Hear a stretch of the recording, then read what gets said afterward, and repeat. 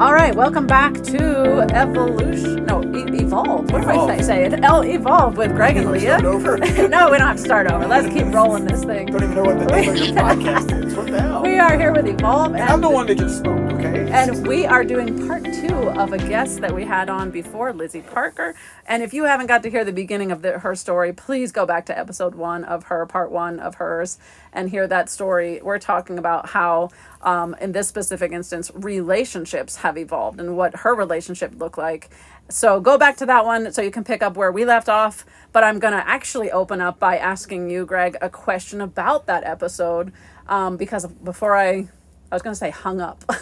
Before we signed off, I wanted to know, you're the only man in the room. And I have observed, like, when there's all women in a room and they're all talking about their negative experience with men specifically, that sometimes the other men in the room just go silent. Almost like they're carrying the responsibility and the shame for every male action that's happened. So I wanted to know, like, based off of what Lizzie has already shared in episode 1 or part 1 of her story, how was it making you feel? How were you identifying with it? And what was coming up for you? We had a similar background in the same religion, kind of. Not the same, I don't know what we Christianity, and we have very passionate beliefs, both us and Lizzie. I understand that teaching. And so you give a guy, any guy, you give me authority in the bedroom anytime I want to have sex, then I'm going to take that authority. Especially when you're young, and you are, like they were 19. But the problem with that is what we experienced is, and I understood and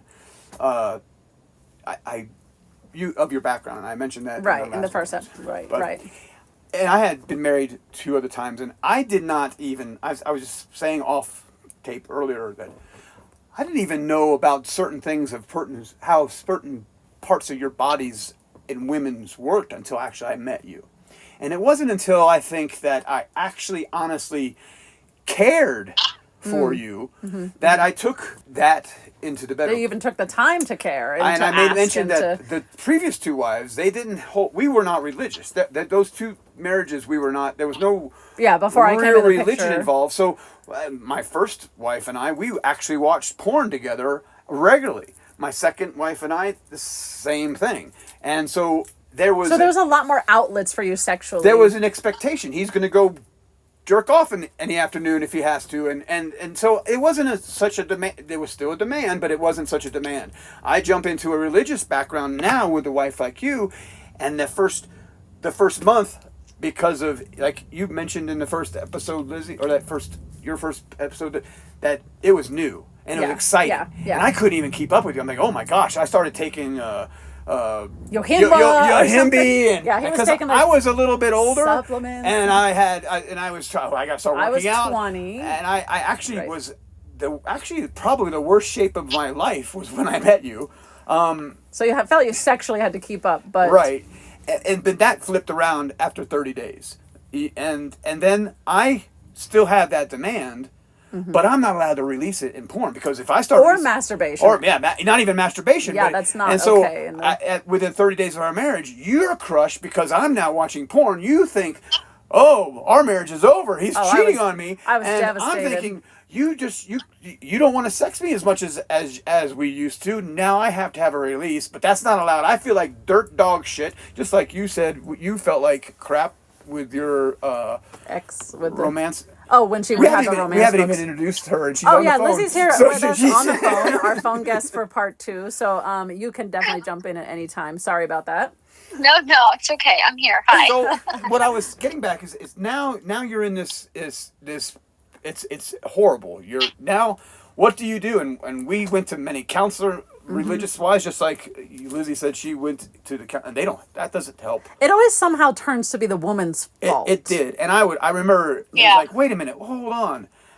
And we had communication, and that's one thing. Thankfully. Whew. And so I don't think we would have made it if we didn't talk about this stuff. We talked things through. We argued. In fact, the most, like we said before, our arguments was mostly about sex Secondly, finances. And finances. So I want to pull this, and Lizzie, you shared this when we were off before, when we were in between recordings here.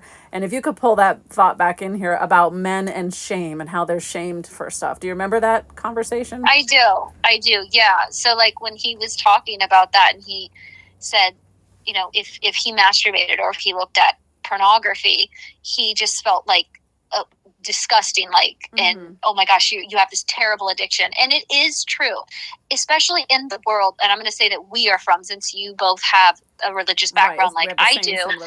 It's like it's this horrible thing. It's like, oh my god, a man's looking at pornography, oh my fucking god. And it's like, and then because of that, because it's viewed as such a horrible crime, as such a horrible sin, it's this shame that comes with it.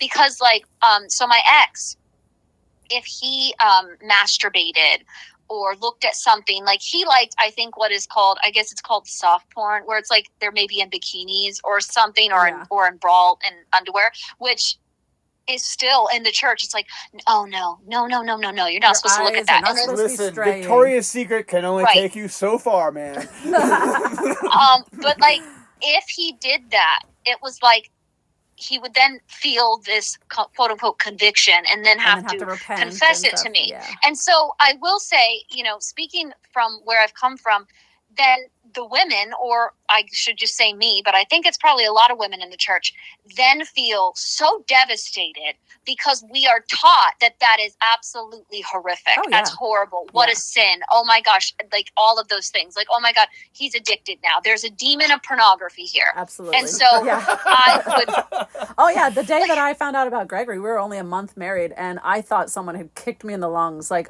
the whole day at work, like I was crying. I would just break down. I thought this is the end of a healthy relationship. I don't even know this person. It's horrible. I have no idea. So, and then you said you even tried even harder than to be more sexual, because I got to be better than, and I also had some body issues come from that, because I don't have big boobs.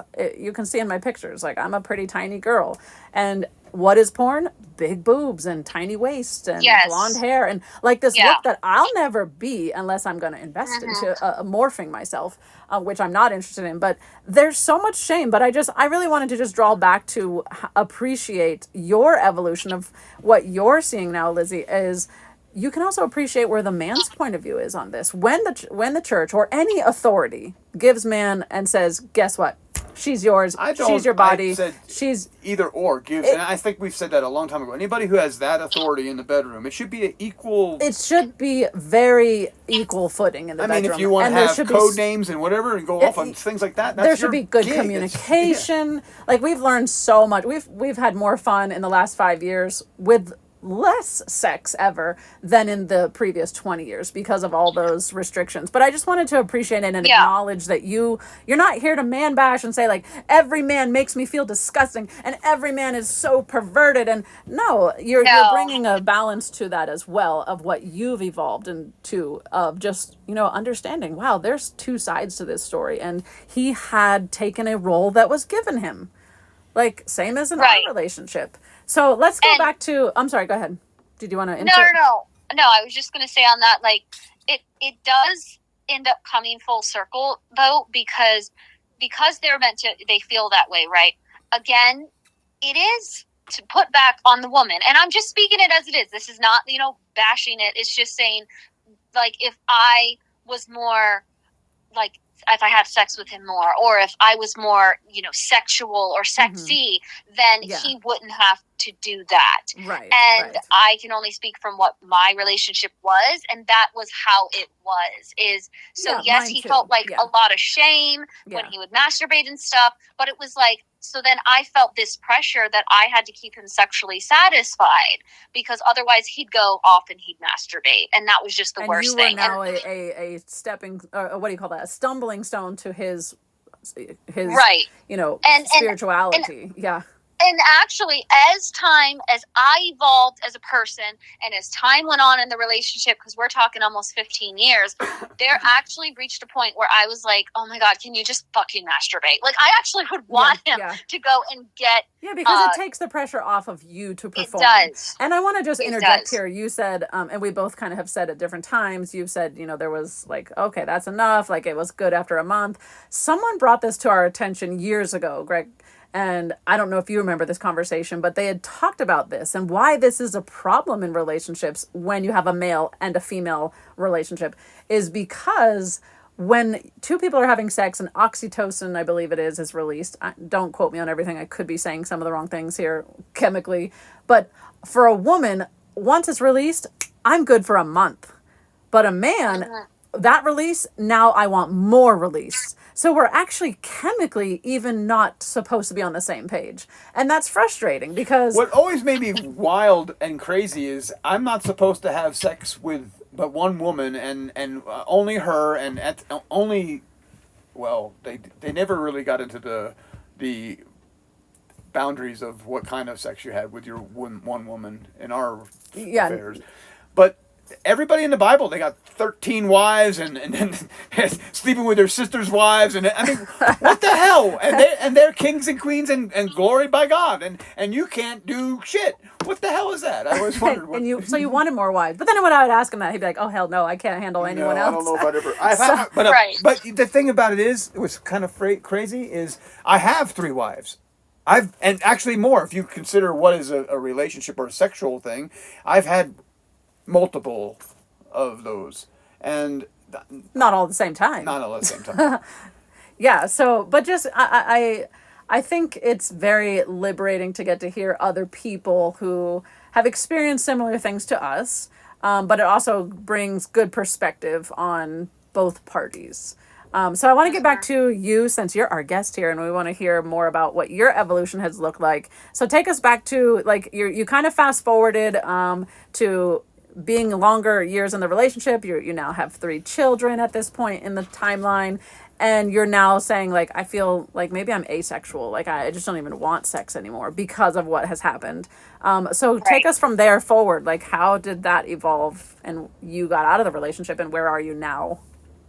Yeah, so there was obviously so much that led up to that point, and but by the time I reached that, it was over a decade. We were married over 10 years at that point. I don't know exactly when. And I began to research it. I even joined like some groups online, secretly, obviously meaning secretly from him, from my ex. Oh, okay. And realized that it's actually quite a struggle for a lot of people who do identify as being asexual to find relationships where the other person doesn't okay with that, want sex, doesn't want sex either, right? And then I actually even had joined secretly again, like an asexual online dating site that is just for people who identify on the spectrum for asexuality. Yeah, and while you were married.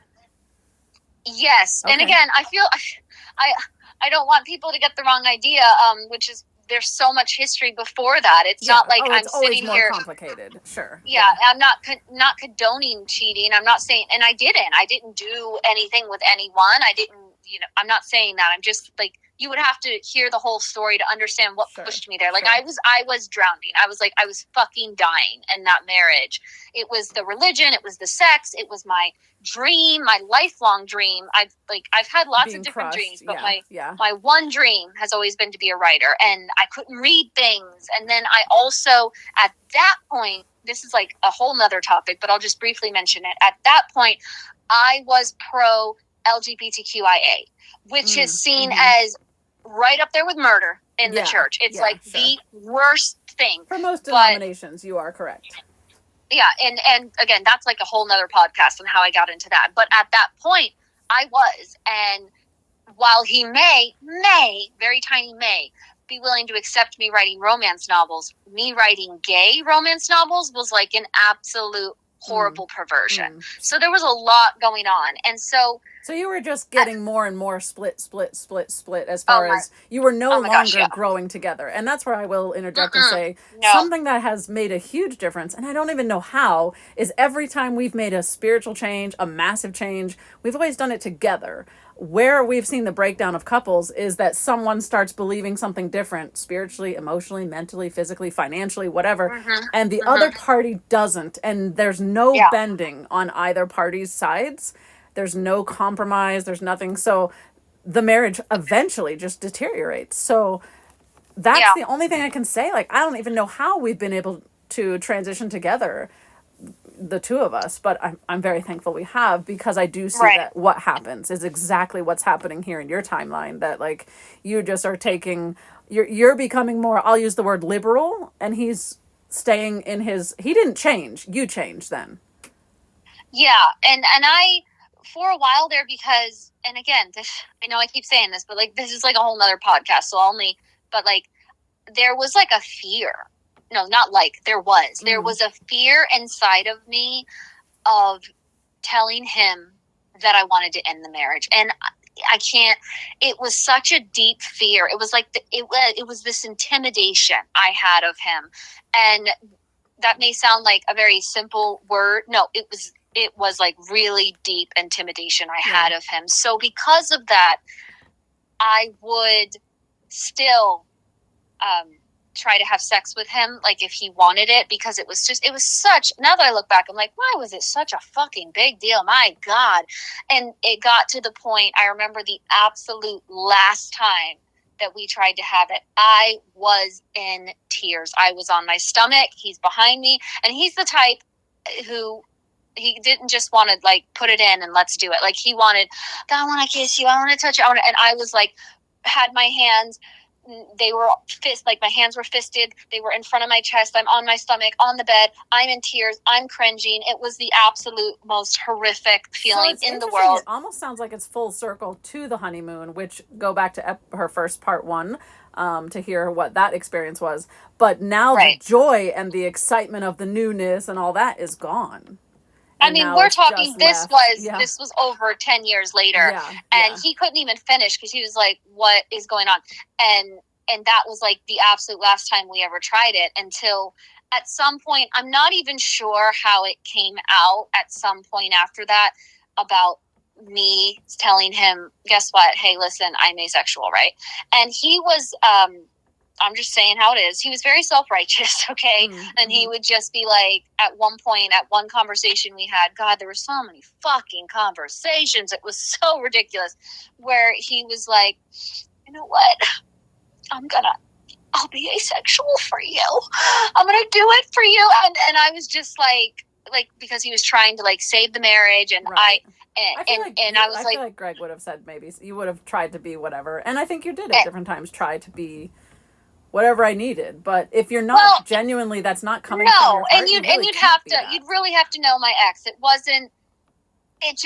was just another way that I felt like, because there's so much to the story, I didn't feel relieved when he said that. Because I even said to him, I said, what about our children? Like, what? He goes, when they grow up, they're going to appreciate that I did this. Like, it was very, like, there was gaslighting in it. I'm not calling him a narcissist. I want to be clear on that. There was narcissistic qualities, narcissistic things. Right. I'm not calling him a narcissistic, that he did, and a lot of gaslighting. And so for me, I didn't feel relieved when he said that. My heart just dropped, and I thought, I'm never getting out of this fucking marriage. Like, he's never going to let me go. So you were hoping that announcement would make him be like, all right, I think we're done then. Prompt him, yes. And that backfired on you. Like, for real this time, because it was like he would say it, but then he'd always come back and be like, well, you know what? I love you. And it was just like, I mean, I'd even gotten to the point that I told him, I'm like, I'm not in love with you anymore. And all he did was like grab my hands and smile and say, well, it doesn't matter. I'm in love with you. And it was so like this clinginess that just, I couldn't get away, and he clung and he clung, and it just was suffocating me, because it was like, he wouldn't let me go. I even told him like, hey, I'm thinking of meeting someone else. And so this just got to be just this it was just really a clusterfuck of so many different things. So let's fast forward a little bit to how did you then evolve to, well, let me ask you this. Actually, I want you to fast forward to right now today. Where are you? And then we can kind of rewind and see how you got there. Where am I today? First, I am so fucking happy. Like, I am a very happy person right now. Are you still married? No. No. What did you say? Are you still married? What? No. Not to this person. Yes, correct. No. I'm single. For anyone out there who's listening, I'm single, and I like dark-haired men. Okay. It's not a dating site. What are you talking about? I know, right? But yeah, today you are spectacularly single. And why are you? Like, how's that feel? Yes. Oh, listen, we're going to have to do a whole nother podcast on that. Okay, my relationship with myself. I think she's listed like 5 other podcasts we need to do. I have. She started her own podcast. She's a reoccurring co-host or going to start her own podcast. Not a bad idea, actually. But so where I am today then is I've been divorced for a couple years now, probably. And I'm very happy, and I am single by choice. At first, I was like, I didn't want it. Like, right when I filed, which I did, yes, I had to file because he was not letting me go. Like, that's just like, he was just not going to do it because to save it was the marriage for the sake of the children and church and the belief system. He was miserable. I was miserable. I was drowning. Yeah. It's never an easy decision, I would say. But I felt like mine was 100 times worse because of the religion and the things he was saying and the gaslighting and everything. And like, he would even say to me, like, why aren't you happy? You've had everything given to you on a silver platter. Like, anyone would be so happy. Any woman would love a husband like me. And so there was a lot of those comments. So I felt a lot of like, well, this is all, what's wrong with me? This is my fault. Yeah. And so I've had to come to the place, there's been so much healing. And healing is a never-ending journey, so I'm still healing. Oh, absolutely. But I've come to the place to where I realized those were lies. Like, you don't tell somebody that they should be happy and tell them that they have everything they need to be happy. And I've realized that was gaslighting, and I've realized that it's okay that I wasn't happy. It doesn't make me a failure. It doesn't make me that I ruined their lives, because at one point, I think it was back in 2019, he told me on Easter Sunday that I had ruined the girls' lives, our daughters, and I'd ruined his life, and I've had to heal from those comments and realize that no, and I was very interested when I filed in dating, and it's very interesting now. I look back and I realize one of the reasons that I jumped into dating right when I filed for divorce was because subconsciously I was looking for something to ease that process, because it's a very brutal, painful process. And I was looking, for another person to help me, like, be happy, something for me to look forward to, love, all of those things. And I'm so glad that you were divorced twice, Gregory. Did you do that immediately, jump into dating? Oh my! Before we were in a divorce, I was dating some people. And do you think it's the same reasoning? Like, I just need to feel something. Yeah, and like I said before, until I met you, I didn't even realize I did not even care for those. And I was in love, quote unquote, as Lizzie said, with those women, but I didn't care for truly them. Loving and them. I think that is the problem. With or without religion, no one is teaching what really love is. God is love. That doesn't give you a shit. Love is accepting people for what they are, at the moment that they are. It's complete acceptance. It's funny how you mentioned homosexuality and that being such a big problem in the church until it's your kid. And we've had in our ministry had parents that all of a sudden they find out their kid is a homosexual, and then the father freaks out, but the mom, they have to accept it. Moms accept everything most of the time. It's not a universal truth. There are families who do like outright disown their kids, and it's really sad some stuff that's still happening. but as it's but bad. it's true. There is this double standard in a lot of things. But I want to go back to like what you said of the it doesn't matter if you were religious or if you brought up atheist. Like love isn't really being defined Well, or I hope that's taught what or love is caring for enough about someone or yourself that you accept for what, and it doesn't.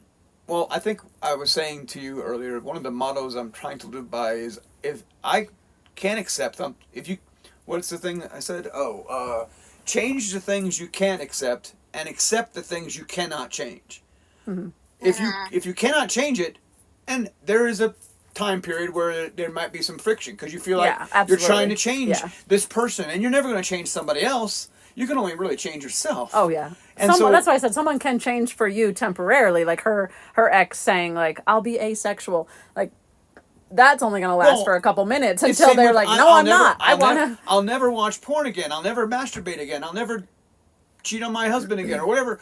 You know, that those are moments. It's just yeah. What's being motivated out of love. So can continue with your story here. We have only a couple minutes left, but I want to hear, that obviously was a very difficult decision for you to make, to file for divorce, and you had to process through what was some of the, because I feel like some of the audience is going to want to know, how did you heal? So that's a very good question. At first, it was just get through this fucking process of divorce and move out of the fucking house. Get my own You're in place. survival mode for a Oh period. yeah, of that. absolutely. Yeah. I mean, he was pretty brutal throughout the divorce. It's horrible. And so then after that came like this time where my body was trying to regulate itself because I was under such high stress that when you're no longer in high stress, it's like your body goes through this, at least mine did, where it was like, and then it just let go of it all. And my immune system was trying to regulate. And I think, I don't remember exactly, I think I may have gotten sick or something a couple times. I was really tired, like things like that. And it was just all of the process. So after I went through that, like letting my physical body settle into like, okay, I have my own space now, it's peaceful and things like that, I really began having to sit with myself and sit with what's going on inside of me. And I was not trying, like, I only tried the dating apps for like 2 months after I filed, and then that was gone. And I did not date anymore after that. At first, it wasn't a conscious decision. It was just like I was settling into my life. And I actually, and we don't have time to get into this, like, I actually had to go through what I consider like withdrawals from wanting someone, I was so lonely. I was so lonely. I was so happy, but I was also lonely at the same time. And that's like a whole withdrawal in and of itself, well, like a also process. I want to say, when you were describing the marriage and the relationship as it was, the loneliness didn't start because you got divorced. It started way before the divorce. It did. So we're talking years. Years of that. And really what I can say is I had to sit with myself. I feel like so many people nowadays, we're just running, whether it's we're running to prescription drugs or we're running to do activity after activity or meet up with friends or alcohol just or even binge watching Netflix or whatever it is. And so like for me, one of the absolute greatest healing things was sitting with myself, not running from what I was feeling from my past. I began to get into meditation. YouTube is so great for that. There's some amazing people on there, like Brian Scott is one of them, who's been really, his channel has been really revolutionary and healing and helping me process. I mean, there's so many great people, and like you have to sit with yourself and you have to look inside and you have to go back to those painful things and almost let yourself kind of relive it to be able to heal from it. Well, and I've said this so much, like in the coaching and stuff, taking that life coaching and recovery coaching on myself as a passion, is you have to feel to heal. And like you said, we're in a society that people just sit on their phones and scroll through Instagram and TikTok and all this, just to like not feel. And I don't want to feel anything. Or like you said, medicate, find different ways to not feel, because it is very painful. I've used that description, an analogy before, that healing is, there's 2 times you go through doors. You go through the pain and go into that process, because the first time it happens is like a doorway of pain, but then you got to come back out of that, saying, like, feel it to heal it, and that is the second doorway of pain. But it's either that or sit in that prison of pain your whole life, and more people, Yes. it feels like, are willing to sit in that prison of pain and just pretend it doesn't exist than feel it and heal it. But I know that Exactly. I know, Gregor, you mentioned one time, like, even when one of your other marriages, like, you guys would just go do stuff so you wouldn't have to think about or communicate about what was breaking down. Yeah, it got to a point Yeah. where, and I like what you said, I didn't realize that yeah, I was lonely in those marriages. Yeah. Until I got alone, I didn't realize how alone I was. And loneliness doesn't start because you're now living in your own house and divorced. Being alone was the best thing for me, because every time I went, because at that same time I remember going back to church before I met you to get healed.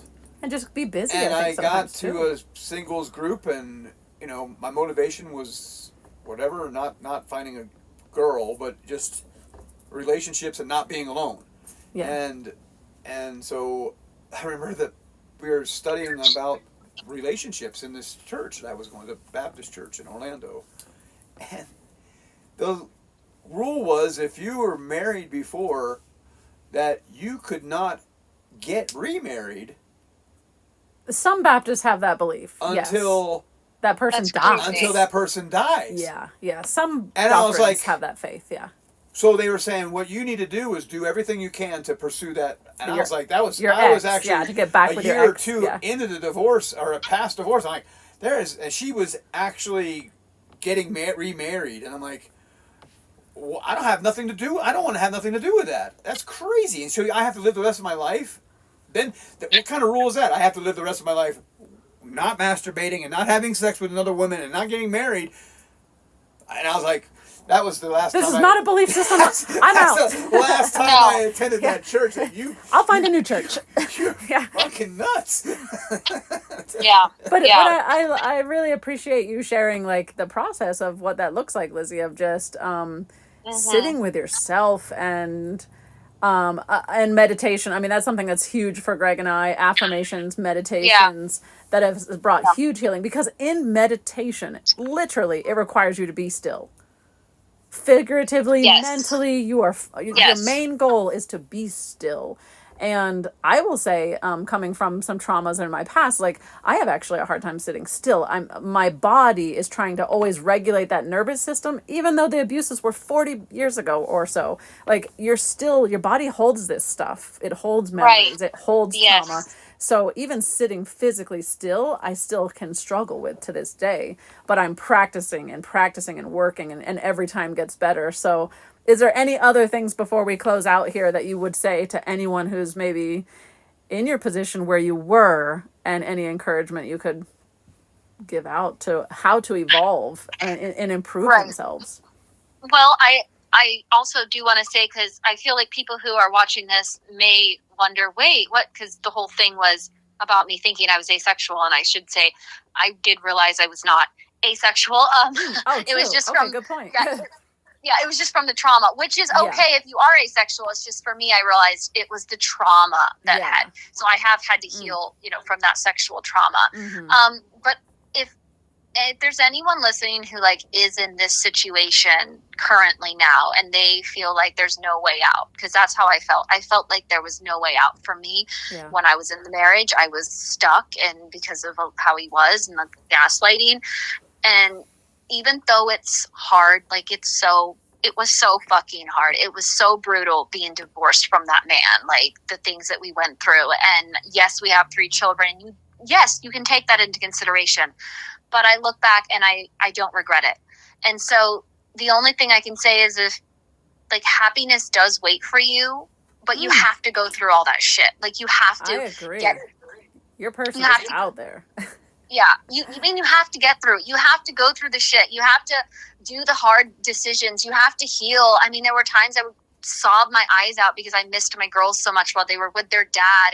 But like, it's gotten better as I've sat with myself, and as I made that hard decision, and now I don't regret it. I'm so happy. And no, I haven't met anyone yet, but for me, it's not about meeting someone else. It's about how I am so happy with myself. Yeah, exactly. And I love it. I love that is, I love ending on you, and I want to circle back. You love romance novels because they end happily ever after. And yes, you said, this healing, it's not like I'm there and I've arrived. It's a journey. It's a process. You're going to still uncover things that like maybe are triggers and things that are signals that you need to address before, during, and in the middle of a new relationship as it comes. But I love that you get to end this story here with us on a happily ever after kind of moment, a plateau of your life, a chapter of your life that's just like, I don't regret where anything. Like if you could do it all over again, maybe you'd do it different, but it isn't different. You're making it different now. You're evolving by your choice. You're improving every day because you choose to. And I say this, we said this in another episode of a podcast, is like the whole point of this podcast is getting people to evaluate and self address themselves, point the fingers in and say like, what can I do to improve? Because just like Greg's motivation with our marriage was, I already know what I did wrong the last two. I don't want to repeat that. So in order to do that, I need to work on myself. And that's been a 25-year process, even being married, but working on ourselves. So I'm just like super excited for you of like what's laying ahead. And I love that you said, your goal right now isn't like, I got to meet a man. It's not like you were 19 and it's like this drive that like, I have to meet a man so I can have this and have this. You are everything. You're building yourself to be everything for yourself. Because even as you meet a new person, that new person can't fulfill every single need you have. And they shouldn't be expected to. That is our job, to make ourselves whole. It just is awesome when we have another party that comes alongside us, supports our journey, supports our healing, supports our progress and our passions. So I think it's a great, I love that it came full circle, almost like back to the novels, and like you're ending happily ever after.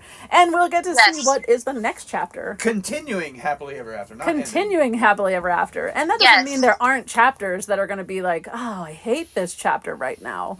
Because that's just life. And being human, is there's sucky chapters to it all. But yeah, thank you for being on here. I think we'll have you definitely back again because there's so much that's part of the healing journey and the process. And like you said, when we opened up in your first part one of just like how many things you want to talk about, like there's relationships outside of the romantic relationships, with our kids and money and ourselves. I also would love to hear more about like that self and that healing journey. And I'm sure so many others out there would love to hear that too, of like, wow, I have so much pain. How do I heal? And there's a lot. I mean, everyone's story resonates with different people. So we'd love to hear that again. But yes, thank you so much for being on here. Greg, thank you for having me. Yes, absolutely. Greg, you have anything you want to say as we sign out? No, I'm good. He's always like, no, I'm good. So tune in next time to see what we uncover and how we're evolving and what exactly that means for us. Again, the heartbeat of Evolve is absolutely about us evolving into that person, because as we're improving our world, which is inside of us, it improves the world around us as a whole. So thank you, everyone. We'll see you next week. And in the meantime, be evolving, people.